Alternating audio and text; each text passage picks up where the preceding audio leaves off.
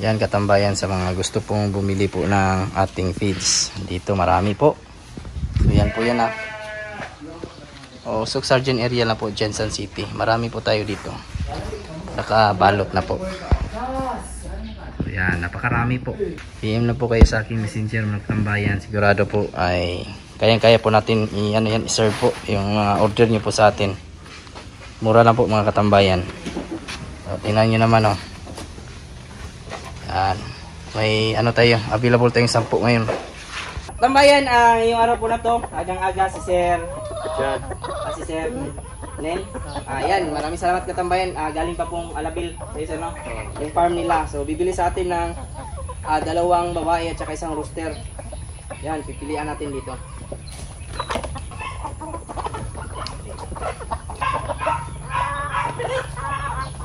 Naisip ko sir, buhok mo gano'n. Ika pa sa sir. Ito isa mo murag. Iwan ko lang isa. Ada ka na. Hindi sa inyo? Ito isa.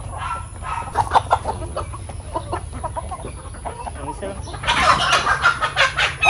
Black Astrolot mo siya sir. Black Astrolot. Ini, kanina inyo? Bali, 1-2 yung ating babae mga katambayan, saka 1-5 yung ating roster. So, salamat sa kanila. Katambayan, nagbigay din po tayo ng vitamins Intenso Power Stag para sa ating tandang. At Intenso Plus pang electrolytes. Maliban dyan, bibigay din tayo ng fertilized egg para kahit paano may lahi sa iba dito. Yan, maraming salamat po sa kanila.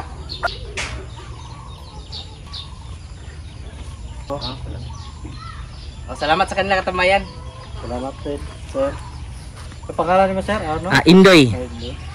Katambayan, welcome back po sa ating channel. So ngayong araw po na to, marami po tayong binili po ng mga bagong materialis, mga native at saka heritage, kasi sa susunod na buwan, na po ito, kumbaga bare months na, lalo na po yung mga native po natin, po yan, sold out po palagi po yan sa ating manukan. So balik po tayo ng native, bumili po tayo. Sama na po yung natin mga native na kumakain ngayon dyan. So ito papakawalan po natin ngayon. So may mga heritage din po para kung may maghanap, sigurado na may bigay po tayo mga Barred Rock, Rhode Island Red at saka Black Astrolot. Pero sa ngayon, muna natin ito, kumbaga ipakawalan. So madami ito, nasa almost more than 30, kasama na po yung mga sisiw. May sisiw din po tayo. So tamang-tama sa mga gusto mag-upisa. Sa pag-alaga ng manok, lalo pag December, huwag niyong kalimutan na magparami ng native.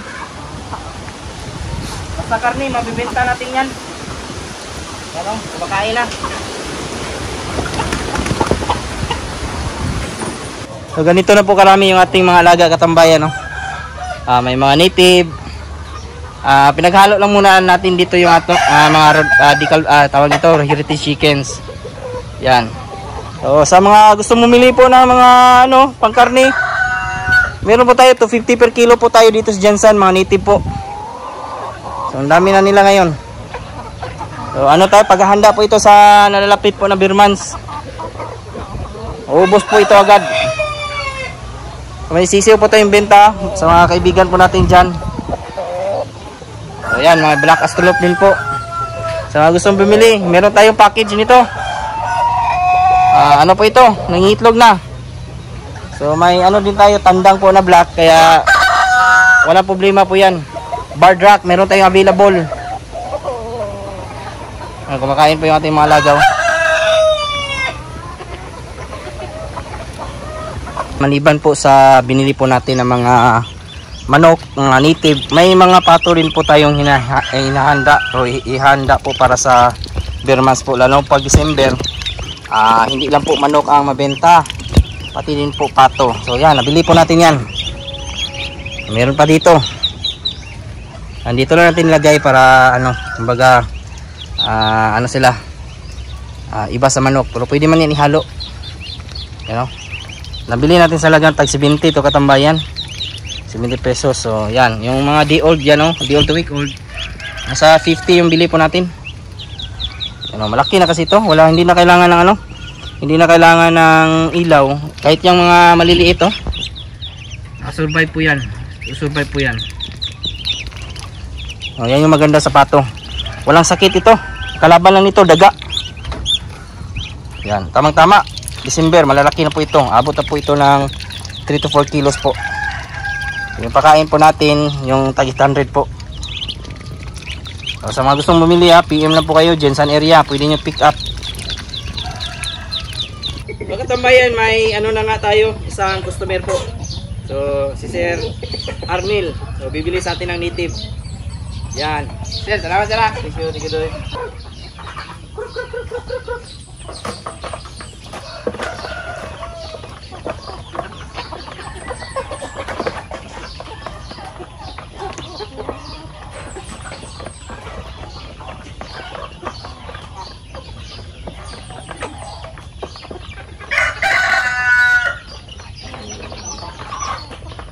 So, ito yung ating mga native katambayan. Sa native po kasi, kumbaga, stable yung kita. Kahit maliit, continue naman po, mabilis mabenta. So, sa ating mga native po na binibenta po, sa 1 kilo, nakakakita po tayo ng nasa 50 pesos per kilo.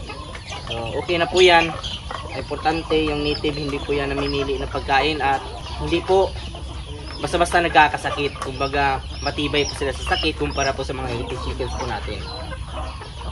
Kahit pa paano, pakunti-kunti lang, basta continue yung kita, okay na po yan. Dagdag kita sa ating manukan. At kumbaga, kung magkaroon po tayo ng oras, bibenta po tayo sa tabing daan, magbibenta. Sa ating area po talaga ngayon ay talaga gusto tayong makapag-alaga, mag-alaga ng native dito. Kasi nga, malaki-laki na kumpara po sa ating area po dati na napakaliit. Dito, pwede tayo dun sa kabila, puro heritage. Yan ang ating mga heritage doon, nandoon. May mga heritage din naman po tayo dito sa labas. Yun nga lang, hindi pa natin pinasok. May Rhode Island rin tayo. Tawag nito, Black Astrolorp. So, kumplito na po tayo dito. Hindi na tayo mahirapan na pag may maghanap po ng mga native po sa atin, may maibibigay na po tayo. Kasi sa totoo lang po, yung native po, meron talaga naghanap po sa atin. Yun nga lang, since wala tayong native, so naisipan ko na magdagdag po ng native po dito sa ating manukan, pang karni po. Kumbaga, walang tatalo sa karni po ng native. Ano, yung mga alaga po natin, hindi po yan namimili yung mga native. Malakas kumain po sa yung mga damo at matibay sa sakit. Yan. Extra income po sa ating manukan. Kahit yung pato po natin, ano po yun, dagdag kita din po yun.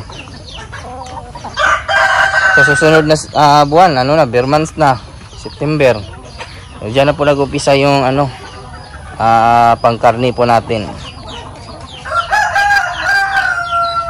Napakaliit man ang kita kumpara po sa per head po natin ng mga heritage chickens.